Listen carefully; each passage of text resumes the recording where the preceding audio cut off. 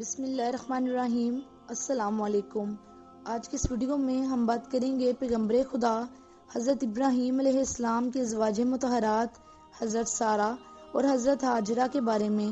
قرآن پاک میں سورۃ البقرہ میں ارشاد ہوتا ہے کہ یاد کرو جب ابراہیم کو اس کے رب نے چند باتوں میں آزمایا اور وہ ان سب پر پورا اتر گیا تو اس نے کہا کہ میں تجھے سب لوگوں کا پیشوا بنانے والا ہوں۔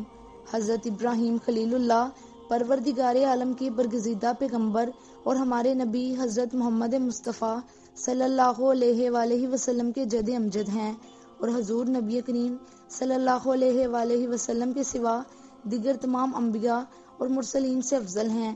یہی وجہ ہے کہ نماز میں بحالت تشہد امت مسلمہ کو درود پڑھتے وقت حضرت ابراہیم علیہ السلام کا نام لینے کا بھی حکم دیا گیا ہے اور انہیں امامت اور پیشوائی عطا فرمائی گئی ہے۔ یہ مرتبہ کسی بھی بندے کو اسی وقت ملتا ہے جب وہ اللہ تبارک و تعالیٰ کے امتحان میں پورا اترے اور کامیاب ہو۔ حق اللہ تعالیٰ نے اپنے پیغمبر حضرت ابراہیم علیہ السلام کے مختلف امتحانات لیے آپ کو آزمائش کی مختلف بٹیوں سے گزارا جن میں وہ کامیاب اور کامران رہے۔ اسی سلسلے میں انہیں امامت اور پیشوائی کا مرتبہ عطا فرمایا گیا۔ جب نمرود نے حضرت ابراہیم علیہ السلام کو ملک بابل سے نکال دیا تو وہ شام کی طرف روانہ ہوئے۔ ان کے ساتھ ان کی بیوی حضرت سارہ اور ان کے بھتیجے حضرت لوط علیہ السلام بھی تھے۔ جب حضرت سارہ کا نکاح حضرت ابراہیم علیہ السلام سے ہوا تو حضرت سارہ کافی آسودہ حال تھیں۔ ان کے پاس بہت سی زمینیں اور مویشی تھے۔ آپ نے تمام اموال حضرت ابراہیم علیہ السلام کو پیش کر دیا۔ حضرت ابراہیم علیہ السلام نے اپنی مہارت سے تمام امور کی اصلاح کی جس سے مویشیوں اور زراعت میں بہت ترقی ہوئی، یہاں تک کہ بابل میں کسی کا حال ان سے بہتر نہ تھا۔ اس لیے یہ سارا مال نمرود نے حضرت ابراہیم علیہ السلام سے لینے کی کوشش کی۔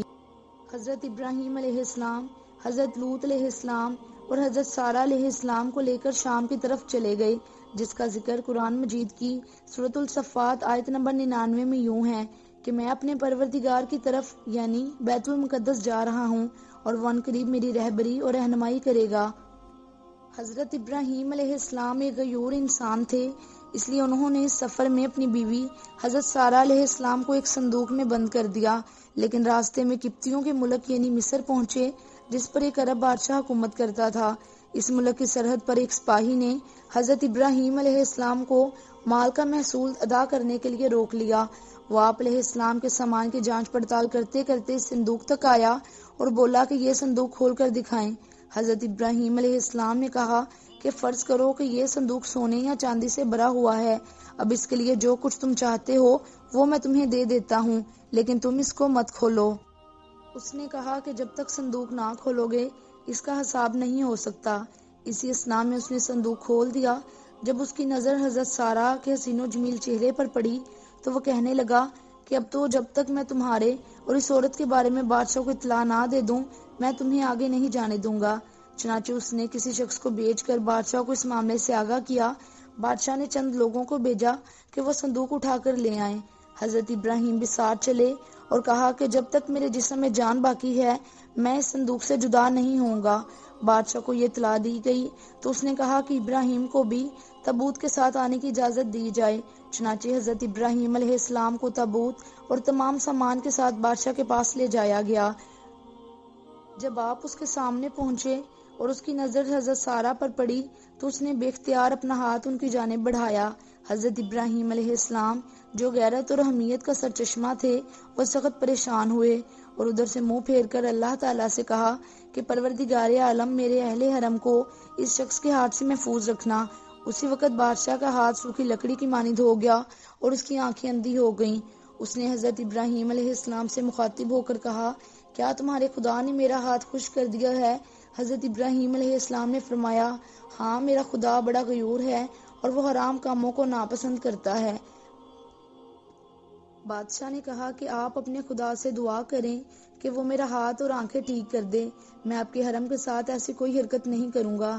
چنانچہ حضرت ابراہیم علیہ السلام نے دعا کی اور بادشاہ ٹھیک ہو گیا۔ تاہم اس نے دوبارہ حضرت سارہ کی جانب دیکھا اور اپنا ہاتھ ان کی جانب بڑھایا، اس پر پہلے کی طرح اس کا ہاتھ خشک ہو گیا۔ تب اس نے دوبارہ حضرت ابراہیم علیہ السلام سے دعا کی درخواست کی۔ تب آپ علیہ السلام نے فرمایا کہ اب میں تمہارے ہاتھ کے شفا یاب ہونے کی شرط پر دعا کروں گا کہ تم پھر سے اپنا ہاتھ آگے نہیں بڑھاؤ گے۔ اگر تم ایسا کرو اور تمہارا ہاتھ خشک ہو جائے تو پھر تم مجھ سے دعا کے لیے نہیں کہو گے۔ بادشاہ نے یہ شرط مان لی۔ تب ابراہیم علیہ السلام نے کہا، اے پروردگار، اگر یہ سچ کہہ رہا ہے تو اس کا ہاتھ ٹھیک کر دے۔ اس پر بادشاہ کا ہاتھ اس کی اصلی حالت میں واپس آ گیا اور اس کے دل میں حضرت ابراہیم علیہ السلام کا رعب بیٹھ گیا۔ بادشاہ نے حضرت ابراہیم علیہ السلام کی بہت تکریم و تعظیم کی اور کہا کہ تم بے خوف رہو، تمہاری حرمت یا تمہارے اموال سے اب میں باز رہوں گا، جس جگہ چاہو جاؤ، لیکن میری تم سے ایک حاجت ہے، میں اپنی بیٹی کو حضرت سارہ کو بطور کنیز دینا چاہتا ہوں۔ حضرت ابراہیم علیہ السلام نے منظور کر لیا اور بادشاہ نے اپنی بیٹی کو بطور کنیز دے دیا۔ بادشاہ کی یہ بیٹی کوئی اور نہیں بلکہ حضرت ہاجرہ تھی، جن کو بعد میں اللہ کے حکم سے حضرت ابراہیم علیہ السلام نے اپنی بیوی کا درجہ دیا، اور انہی کے بطن سے اللہ تعالیٰ نے حضرت ابراہیم علیہ السلام کو حضرت اسماعیل علیہ السلام عطا کیے۔ حضرت ابراہیم علیہ السلام اپنے اہل و اموال کے ساتھ روانہ ہوئے۔ بادشاہ بھی ان کی تعظیم کے لیے ان کے پیچھے چل پڑا۔ خدا نے حضرت ابراہیم علیہ السلام کو وحی دی کہ کھڑے ہو جاؤ اور اس بادشاہ کے آگے نہ چلو جس پر قابو پا چکے ہو، بلکہ اس کو آگے کرو اور خود اس کے پیچھے چلو اور اس کی تعظیم کرو، کیونکہ وہ بادشاہی کے باوجود مغلوب اور ناچار ہے، خواہ نیکوکار ہے یا بدکار۔ یہ سن کر حضرت ابراہیم علیہ السلام کھڑے ہو گئے اور بادشاہ سے کہا کہ آگے چلو تاکہ میں تمہاری تعظیم کروں اور تم کو مقدم رکھوں اور تمہاری عزت و کرام کی وجہ سے تم سے پیچھے چلوں۔ بادشاہ نے پوچھا، کیا ہوا؟ کیا تمہارے خدا نے ایسی وحی کی ہے؟ حضرت ابراہیم علیہ السلام نے جواب دیا، ہاں۔ بادشاہ نے یہ سن کر کہا، میں گواہی دیتا ہوں کہ تمہارا خدا صاحب جلال، بردبار اور کریم ہے، تم نے اپنے دین کی طرف مجھے راغب کر لیا ہے۔